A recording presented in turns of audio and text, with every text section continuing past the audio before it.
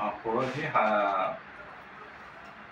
নুনমাটি থানাত এটা মিচিং এটা ৰিপৰ্ট এটা আহিছিলে যে প্ৰকাশ দাস নামৰ 14 বছৰীয়া ষ্টুডেণ্ট পাথৰগুৰিতে গ্লেচিয়াৰ স্কুল আছে তাতে পঢ়ে।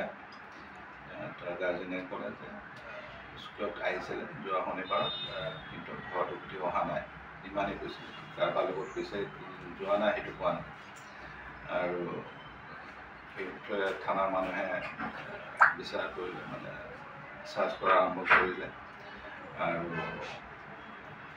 গোটেই যিটো মানে স্কুলৰ পৰা ঘৰলৈকে যোৱা ৰাস্তাটো, সেই ৰাস্তাটো ফুটেজ আমি লোৱা আৰম্ভ কৰিলোঁ। আৰু বেলেগ তাৰ ফ্ৰেণ্ড চাৰ্কেল, ফেমিলি মেম্বাৰ্ছক আমি সোধ কৰা আৰম্ভ কৰিলে। তাৰপিছতে গম পোৱা গ'ল যে যি চাইকেল দি আহিছিলে সেই চাইকেল সি নিজে চলাই পেলাই ৰিটাৰ্ণ হৈছে স্কুলৰ পৰা। আৰু পিছফালে একে বয়সৰ ল'ৰা এটা উঠি আহিছিলে। আৰু স্কুলৰ পৰা অহাৰ আগতে আৰু এজন সহপাঠীক কৈছিলে যে মই পঢ়া শুনা কৰিব মন নাই, মই স্কুলত নাহোঁ। তাৰপিছত ল'ৰাটো মানে প্ৰকাশ আছে ঘৰৰ ওচৰত চাইকেলত গৈ পেলাই তাতে দোকান এটা আছে, দোকানত চিপছ কিনিছে।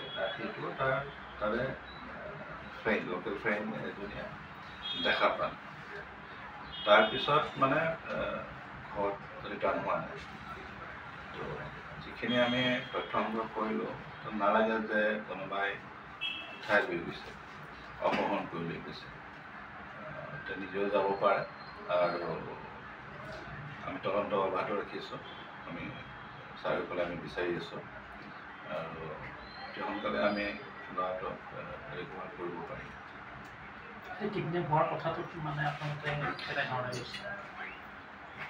ল'ৰাটো যিহেতু মাইনৰ হয়, আৰু যিটো চাইকেলত আহিছিলে সেই চাইকেলেদি নিজে ঘূৰি গৈছে, নিজে চলাই পেলাই।